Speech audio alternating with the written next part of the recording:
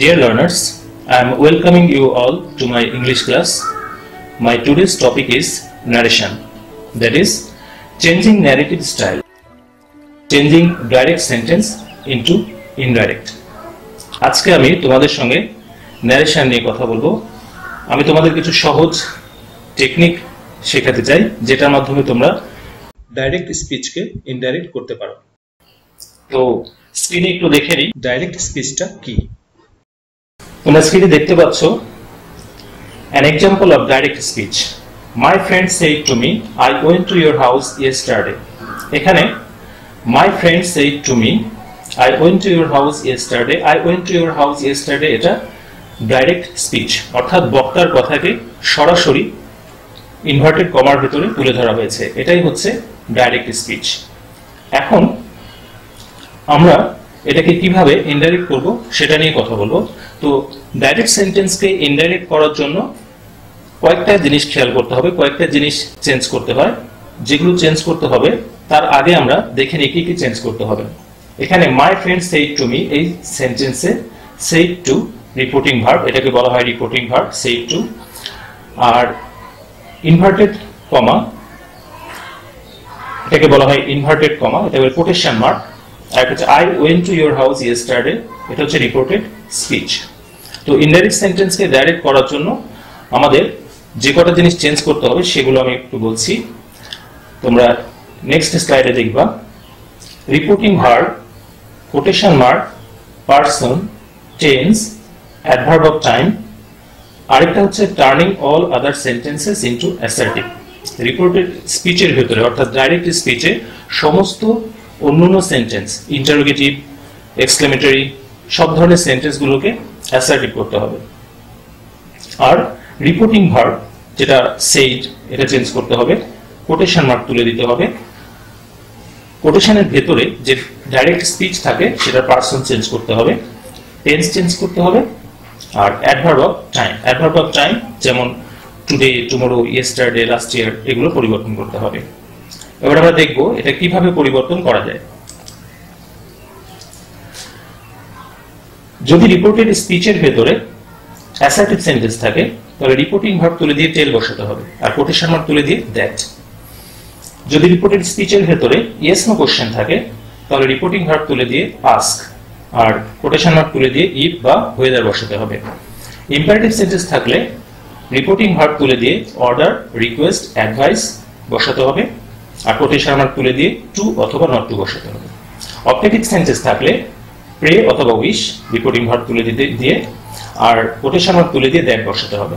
Exclamatory সেন্টেন্সের ক্ষেত্রে reporting verb তুলে দিয়ে এক্সক্লেম বসাতে হবে এবং কোটেশন মার্ক তুলে দিয়ে দ্যাট বসাতে হবে। তো এই রুলসগুলো মনে রাখার সহজ উপায় হচ্ছে কোটেশনের ভেতরে অ্যাসার্টিভ সেন্টেন্স মানে একটা বিবৃতি বলা, রিপোর্টিং ভার্ব তুলে দিয়ে তোল বসাতে হবে। আর যদি কোশ্চেন থাকে তাহলে কোশ্চেন মানে কি জিজ্ঞাসা করা, আস্ক বসাতে হবে। ইম্পারেটিভ সেন্টেন্স মানে কি আদেশ, উপদেশ, অনুরোধ, এগুলো কাজে সেইড তুলে দিয়ে অর্থাৎ রিপোর্টিং ভার্ব তুলে দিয়ে অর্ডার, রিকোয়েস্ট, অ্যাডভাইস বসাতে হবে। যদি অবজেক্টিভ সেন্টেন্স থাকে, অবজেক্টিভ সেন্টেন্স মানে কি ইচ্ছা বা প্রার্থনা, কাজে সেক্ষেত্রে সেইড তুলে দিয়ে প্রে বা উইশ বসাতে হবে। এক্সক্লেমেটরি সেন্টেন্স থাকলে এক্সক্লেম বসাতে হবে। আর কোটেশন মার্ক তুলে দেওয়ার নিয়মগুলো সহজে মনে রাখার উপায় হচ্ছে যদি কোটেশনের ভেতরে ইয়েস নো কোশ্চেন থাকে তাহলে ইফ বা ওয়েদার, আর যদি ইম্পারেটিভ সেন্টেন্স থাকে তাহলে টু অথবা নট টু, আর বাকি সব সেন্টেন্সে দ্যাট বসাতে হবে। এবারে আমরা দেখব কিভাবে টেন্স চেঞ্জ করতে হয়। তো টেন্স চেঞ্জ করার রুলসটা গ্রামার বইতে খুব জটিলভাবে দেওয়া আছে। এখানে কয়েকটা রুলস আমি বলে দিচ্ছি, তোমরা এটা যদি ফলো করো অর্থাৎ এই কয়েকটা কথা যদি তোমরা মনে রাখো তাহলে টেন্স চেঞ্জ করা খুব সহজ হবে। যেমন টেন্স আমরা তখনই চেঞ্জ করব যখন রিপোর্টিং ভার্বটা পাস্ট টেন্সে থাকবে। যদি রিপোর্টিং ভার্বটা পাস্ট টেন্সে থাকে তাহলে আমরা কোটেশনের ভেতরে যদি অ্যামেজার থাকে তাহলে ওয়াজ ওয়ার বসাবো, ওয়াজ ওয়ার থাকলে হ্যাড বিন, হ্যাভ থাকলে হ্যাড, গো থাকলে ওয়েন্ট। গো থাকলে ওয়েন্ট মানে হচ্ছে কোটেশনের ভেতরে গো ছাড়া অন্য যে কোনো ভার্বের প্রেজেন্ট ফর্ম থাকলে সেটাকে পাস্ট করতে হবে। গো থাকলে ওয়েন্ট, রাইট থাকলে রোড, ওয়েন্ট থাকলে হ্যাড গান। তো ওয়েন্ট থাকলে হ্যাড গান মানে কি এখানে যদি রোড থাকতো তাহলে লিখতে হতো had written. Will, can, may থাকলে would, could, might বসাতে হবে, আর must থাকলে had to। অর্থাৎ এই কয়েকটা কথা যদি তুমি মনে রাখো তাহলে টেন্স চেঞ্জ করার জন্য আর কোনো রুলস মুখস্থ করতে হবে না। এবারে আসো how to change person. Reported স্পিচের ভেতরে যদি থার্ড পারসন থাকে তাহলে সেটা পরিবর্তন করতে হয় না, আর ফার্স্ট পারসন এবং সেকেন্ড পারসন থাকলে সেগুলো পরিবর্তন করা হয়। এখানে খেয়াল করতে হবে যে কোটেশনের ভেতরে যে পারসনটা আছে সেকেন্ড পারসন এবং ফার্স্ট পারসন সেটা রিপোর্টিং ভার্বের সাবজেক্টকে বোঝাচ্ছে নাকি অবজেক্টকে বোঝাচ্ছে, এটা যদি তুমি মনে করো তাহলে তুমি বুঝতে পারবে সেখানে কি বসবে, যেটার জন্য কোনো রুলস মনে রাখার দরকার নেই। Changing adverb of time or place. কোটেশনের ভেতরে এই কয়েকটা জিনিস ছাড়াও অ্যাডভার্ব অফ টাইম যদি থাকে সেগুলো কিছু পরিবর্তন করতে হয়, সেটা একটু দেখে নাও। এগো থাকলে বিফোর, টুমরো থাকলে দ্য নেক্সট ডে, ইয়েস্টারডে থাকলে the previous day, last year থাকলে the previous year, next day থাকলে দ্য ফলোইং ডে। এছাড়াও আরো কিছু ওয়ার্ড পরিবর্তন করতে হয়, যেমন কাম থাকলে গো, টুডে থাকলে দ্যাট ডে, দিস থাকলে দ্যাট, দিস থাকলে দোজ, ইট থাকলে দ্যাট। এখানেও মনে রাখতে হবে এগুলো ওয়ার্ড তখনই পরিবর্তন হবে যখন রিপোর্টিং ভার্বটা পাস্ট টেন্সে থাকবে। এবারে আমরা কিছু এক্সাম্পল দেখে নিই, তোমরা একটু দেখো। Direct speech, my friend said to me I went to your house yesterday. এখানে direct speech I went to your house yesterday, এটা কিভাবে পরিবর্তন হচ্ছে দেখো। মাই ফ্রেন্ড, এটা assertive sentence, my friend told me that, এখানে আইটা কাকে বোঝাচ্ছে? আইটা মাই ফ্রেন্ডকে বোঝাচ্ছে, কাজে এখানে হি বসেছে। আর ওয়েন্ট আছে তাহলে হ্যাড গান টু মাই হাউস, এখানে ইয়োরটা কাকে বোঝাচ্ছে? মিকে, তাহলে ইয়োরের জন্য হবে my house. The previous day, এখানে ইয়েস্টারডে পরিবর্তে the previous day. Second one, the teacher said to the students have you done your homework. The teacher asked the student, যেহেতু এটা ইন্টারোগেটিভ সেন্টেন্স যেখানে আমরা রিপোর্টিং ভার্ব তুলে দিয়ে asked বসালাম। The students, এখানে এটা যেহেতু ইয়েস নো কোশ্চেন তাই ইনভার্ট কমা কোটেশন মার্ক তুলে দিয়ে আমরা ইফ বসালাম। Have you done your homework, এটাকে অ্যাসার্টিভ করে নিতে হবে। Have you done your homework means you have done your homework, তাহলে এখানে ইউটা স্টুডেন্টকে বোঝাচ্ছে, তাহলে এখানে হবে they had done their homework, if they had done their homework. পরেরটা দেখো, the man said to me what is your name. এটা ডব্লিউএইচ কোশ্চেন, তো ডব্লিউএইচ কোশ্চেন বলে কোটেশন মার্ক তুলে দিয়ে কিছু বসাতে হবে না। আর হোয়াট ইজ ইয়োর নেম এটাকে অ্যাসার্টিভ করে নিতে হবে। হোয়াট ইজ ইয়োর নেম, এটার অ্যাসার্টিভ হচ্ছে হোয়াট ইয়োর নেম ইজ, তাহলে এটা এবার পরিবর্তন করি। সেড টু এর পরিবর্তে বসবে আস্কড, কোটেশন মার্ক তুলে দিয়ে কিছু বসবে না। আর হোয়াট ইয়োর নেম ইজ, এখানে ইয়োর বলতে মিকে বোঝাচ্ছে, তাহলে এখানে মাই নেম, আর ইজ থাকলে was. The man asked me what my name was. পরেরটা দেখো, he said to me don't tell a lie, he advised me not to tell a lie. এখানে ইম্পারেটিভ সেন্টেন্স নেগেটিভ, এর জন্য not to বসেছে quotation mark তুলে দিয়ে, আর যেহেতু এটা ইম্পারেটিভ সেন্টেন্স তাই রিপোর্টিং ভার্বের পরিবর্তে অ্যাডভাইসড বসেছে। পরেরটা, my mother said may God bless you my son. এখানে my mother prayed that God might bless me, যেহেতু এটা অপটেটিভ সেন্টেন্স কাজে এখানে প্রেড বসেছে। মে গড ব্লেস ইউ, এটার অ্যাসার্টিভ সেন্টেন্স হচ্ছে গড মে ব্লেস ইউ। সুতরাং my mother prayed that God might bless me, এখানে মে থাকলে মাইট হবে। পরেরটা দেখো, my friend said how tragic the story is, এটা এক্সক্লেমেটরি সেন্টেন্স, এটার অ্যাসার্টিভ হচ্ছে the story is very tragic, তাহলে এটা এখন আমরা চেঞ্জ করে নিই। My friend exclaimed that the story was very tragic. এবার আমরা দেখব কখন টেন্স পরিবর্তন করা হবে না বা কখন টেন্স পরিবর্তিত হবে না। তোমরা একটু স্ক্রিনে দেখো। The teacher said the earth moves round the sun. The teacher said that the earth moves round the sun, এখানে মুভস এবং মুভস একই রাখা হয়েছে, পরিবর্তিত হয়নি, কারণ the earth moves round the sun এটা একটা ইউনিভার্সাল ট্রুথ। যদি চিরসত্য কোনো কথা থাকে তাহলে সেই সেন্টেন্সের টেন্স পরিবর্তন করতে হবে না। আরেকটা জায়গা হচ্ছে যদি রিপোর্টিং ভার্বটা প্রেজেন্ট টেন্স কিংবা ফিউচার টেন্সে থাকে তাহলে ভেতরের টেন্স পরিবর্তন করতে হবে না। শুধুমাত্র রিপোর্টিং ভার্ব অর্থাৎ সুমাইয়া সেজ না থেকে এখানে যদি সেড থাকতো, এটা যদি সেড থাকে পাস্ট টেন্সে থাকে তবেই ভেতরের টেন্স পরিবর্তন হবে। যেমন Sumaiya says I was sick yesterday, Sumaiya says that she was sick yesterday, এখানে ওয়াজই থাকবে। এবারে আমি কিছু ওয়ার্ড নিয়ে কথা বলবো, এক্সপ্রেশন নিয়ে কথা বলবো যেগুলো সেন্টেন্স নয়, এগুলো ফ্রেজ কিংবা ওয়ার্ড, সেগুলোর ক্ষেত্রে কিভাবে পরিবর্তন করতে হবে রিপোর্টিং ভার্বটা সেটা একবার দেখে নাও। স্ক্রিনে দেখো, reporting verb for some special expression, wish for meeting greetings. আমরা দেখা হওয়ার পরে যে সকল গ্রিটিংস দিয়ে থাকি, বিশেষ করে হ্যাপি বার্থডে, গুড মর্নিং, এগুলোর ক্ষেত্রে আমরা রিপোর্টিং ভার্ব উইশ ব্যবহার করি। বিদায়ী সম্ভাষণ, পার্টিং গ্রিটিংস, সেগুলোর ক্ষেত্রে বিড, এটার পাস্ট টেন্স হচ্ছে ব্যাড। আরেকটা হচ্ছে যখন আমরা ধন্যবাদ জানাই, যদি তোমার কোটেশনের ভেতরে থ্যাঙ্কস থাকে, thanks a lot, thank you very much, এগুলোর ক্ষেত্রে রিপোর্টিং ভার্বটা থ্যাঙ্ক নিতে হবে, রিপোর্টিং ভার্বের পরিবর্তে থ্যাঙ্ক বসবে। যদি থাকে কংগ্রাচুলেশন, তাহলে রিপোর্টিং ভার্বটা নিতে হবে কংগ্রাচুলেট। যদি ইয়েস থাকে অথবা নো থাকে, সেক্ষেত্রে ইয়েস এর ক্ষেত্রে এগ্রি অথবা পারমিট। যদি নো থাকে তাহলে সেই ক্ষেত্রে ডিসএগ্রি অথবা ডিনাই। আর হাই, হ্যালো এগুলো যদি থাকে তাহলে আমরা রিপোর্টিং ভার্বের পরিবর্তে গ্রিট অথবা অ্যাড্রেস বসাতে পারি। আরো কিছু ওয়ার্ড রয়েছে যেগুলো সাধারণত ডেইলি কনভারসেশনে ব্যবহার করা হয় এবং ফর্মাল ইংলিশে এটা ব্যবহার করা হয় না। ইনডাইরেক্ট স্পিচ অবশ্যই ফর্মাল, সেখানে স্পোকেন ইংলিশে যে সকল ওয়ার্ড ব্যবহার করা হয় সেগুলো ব্যবহার করা যাবে না। তোমরা স্ক্রিনে একটু দেখতে পারো।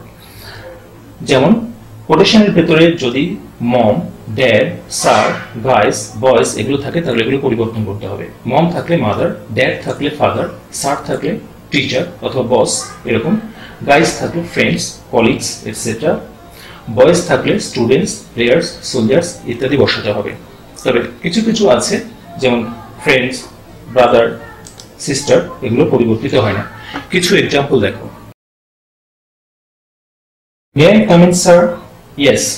আরেকটা কথা, যদি প্যাসেজ ন্যারেশন থাকে তাহলে সেখানে অনেক সময় রিপোর্টিং ভার্বের সাবজেক্ট এবং অবজেক্ট দেয়া থাকবে না। যদি দেয়া থাকেও তাহলে সবার শেষে থাকতে পারে। তুমি যখন সেটাকে ইনডাইরেক্ট করবে তখন অবশ্যই সেটাকে প্রথমে নিয়ে আসতে হবে, অর্থাৎ রিপোর্টিং ভার্বের সাবজেক্ট এবং অবজেক্ট। কে কে কথা বলছে সেটাকে তোমাকে আগে খুঁজে বের করতে হবে, স্পিকারদেরকে খুঁজে বের করতে হবে।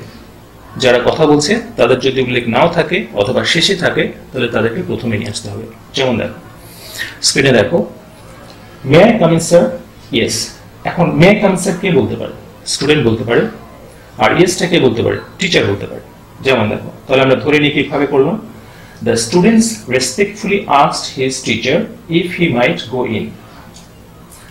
আর ইয়েস এর জন্য হবে, এই কথাটা যেহেতু টিচার বলেছে, the teacher permitted অথবা the teacher permitted him to go in. পরেরটা দেখো, the boy said goodbye mom, please take care my son. তাহলে goodbye mom এটা ছেলে বলেছে, please take care my son এটুকু মা বলেছে। ইনডাইরেক্ট স্পিচটা দেখো, the boy bade his mother goodbye. বিদায় সম্ভাষণ থাকলে রিপোর্টিং ভার্বের পরিবর্তে বেড বসবে। The mother advised her son to take care. ওকে, পরেরটা দেখো, মিশুক said congratulations friend. তাহলে এখানে কংগ্রাচুলেশন কে জানিয়েছে? মিশুক জানিয়েছে তার বন্ধুকে। এজন্য রিপোর্টিং ভার্বের পরিবর্তে কংগ্রাচুলেট ব্যবহার করব। তাহলে ইনডাইরেক্ট কি হবে? মিশুক congratulated his friends. আরেকটা জিনিস, আমরা যখন প্যাসেজ ন্যারেশন দেখি এবং সেই প্যাসেজ ন্যারেশনে সাধারণত আমরা যখন কথা বলে থাকি তখন শর্ট ফর্ম ব্যবহার করা হয়, ইনফর্মাল ইংলিশ ব্যবহার করা হয়। কিন্তু ডাইরেক্ট স্পিচ, ইনডাইরেক্ট স্পিচ যখন করব সেখানে অবশ্যই সেই কথাগুলোকে কমপ্লিটলি লিখতে হবে, সেন্টেন্সগুলোকে পূর্ণ করে লিখতে হবে। আমরা ডেইলি কনভারসেশনে সাধারণত এক কথায় উত্তর দিয়ে থাকি, হয়তো একটা নাউন বললাম কিংবা একটা ভার্ব বললাম, কিন্তু যখন সেটাকে ডাইরেক্ট করব তখন আর এগুলো এভাবে লেখা যাবে না।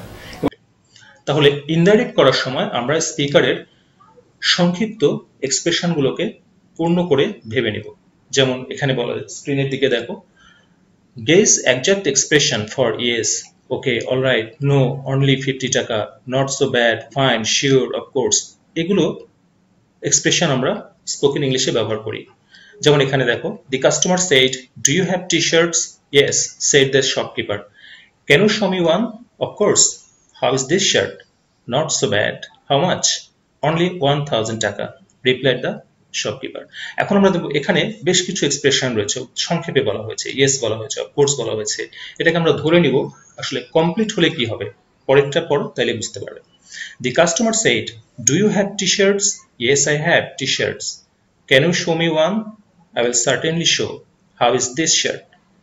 "It is not so bad." "How much is it?" "It is only 1000 টাকা। খেয়াল করো, প্রথম সেন্টেন্সে রয়েছে only 1000 টাকা, কিন্তু পরেরটা আমরা ধরে নিলাম আসলে এখানে স্পিকার বলতে চেয়েছেন it is only 1000 টাকা। প্রথম স্পিচে not so bad এটা বলেছে স্পিকার, কিন্তু আমরা ধরে নিব স্পিকার বলেছে it is not so bad। তাহলে এখন যদি আমরা এটাকে ইনডাইরেক্ট করি তাহলে খুবই সহজ হবে। যেমন এখন যদি আমরা এই প্যাসেজ ন্যারেশনটা ইনডাইরেক্ট করি তাহলে খুব সহজ হবে। দেখো, the customer said, "Do you have t-shirts?" তাহলে কাস্টমার কাকে জিজ্ঞাসা করেছে? শপকিপারকে। তাহলে the customer asked the shopkeeper if he had t-shirts. The shopkeeper replied that he had t-shirts. The customer asked the shopkeeper if he could show him one. The shopkeeper replied that he would certainly show, and asked how that shirt was. The customer replied it was not so bad. Then the customer asked how much it was. The shopkeeper replied it was only 1000 টাকা। এভাবে আমরা short স্পিচকে, short এক্সপ্রেশনকে যদি complete sentence ধরে নেই তাহলে উত্তর করাটা খুব সহজ হয়। এবার স্লাইডে দেখো উত্তরটা। The customer asked the shopkeeper if he had a t-shirt. The shopkeeper replied that he had t-shirt. The customer asked if he could show him one. The shopkeeper replied that he would certainly show. Then he asked the customer how much that shirt was. The customer replied that it was not so bad, and asked how much that was. The shopkeeper said that it was only 1000 টাকা। তাহলে দেখতে পাচ্ছ খুব সহজে এটা করা সম্ভব। তোমরা শর্ট এক্সপ্রেশনকে কমপ্লিট ধরে নিবে এভাবে। তাহলে আমরা যদি এভাবে ধরে নিই তাহলে এটার ইনডাইরেক্ট করা খুবই সহজ হবে।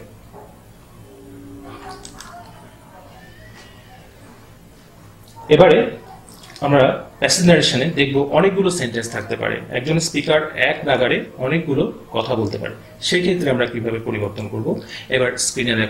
যদি কোটেশনের ভেতরে অ্যাসার্টিভের পরে আরেকটা অ্যাসার্টিভ থাকে তাহলে আমরা মাঝখানে অন্য কোনো রিপোর্টিং ভার্ব না নিয়ে শুধু অ্যান্ড বসাবো। যদি অ্যাসার্টিভের পরে ইন্টারোগেটিভ থাকে তাহলে আস্কড, অ্যান্ড আস্কড। অ্যাসার্টিভের পরে ইম্পারেটিভ থাকলে অ্যান্ড, অর্ডার, রিকোয়েস্টেড অথবা অ্যাডভাইসড। অ্যাসার্টিভের পরে যদি অবজেক্টিভ থাকে তাহলে আমরা সেখানে অ্যান্ড, প্রেইড অথবা উইশড। অ্যাসার্টিভের পরে যদি এক্সক্লেমেটরি থাকে তাহলে আমরা ব্যবহার করব অ্যান্ড এক্সক্লেইম। যদি থার্ড সেন্টেন্স থাকে, দুটোর বেশি সেন্টেন্স স্পিকার বলে থাকে তাহলে আমরা কিভাবে লিখবো এবার স্ক্রিনে দেখো। যদি থার্ড সেন্টেন্সটা অ্যাসার্টিভ হয় তাহলে অ্যাডেড, যদি ইন্টারোগেটিভ হয় তাহলে অলসো আস্কড, যদি ইম্পারেটিভ হয় তাহলে also order, also requested, also advised. এখানে পাস্ট টেন্সে লিখেছি কারণ বেশিরভাগ ক্ষেত্রে পাস্ট টেন্সে থাকে প্যাসেজ ন্যারেশন। তুমি এখানে যদি সেটা প্রেজেন্ট টেন্সে হয় তাহলে আস্ক অথবা অর্ডার ব্যবহার করা যাবে। যদি অপারেটিভ সেন্টেন্স থাকে তাহলে লিখতে হবে অলসো প্রেইড, অলসো উইশড। যদি এক্সক্লেমেটরি সেন্টেন্স থাকে তাহলে অলসো এক্সক্লেইমড।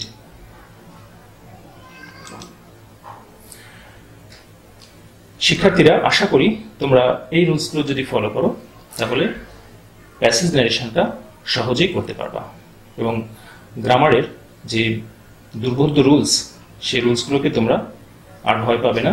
এটা বাসায় প্র্যাকটিস করো, পরীক্ষাতে ভালো করতে পারবে। যদি ক্লাসটা তোমাদের ভালো লেগে থাকে তাহলে লাইক দিবে, আর পরবর্তী ক্লাসের ভিডিওটি সবার আগে পেতে চ্যানেলটি অবশ্যই সাবস্ক্রাইব করবে। Thank you for watching. সবাই ভালো থাকবে।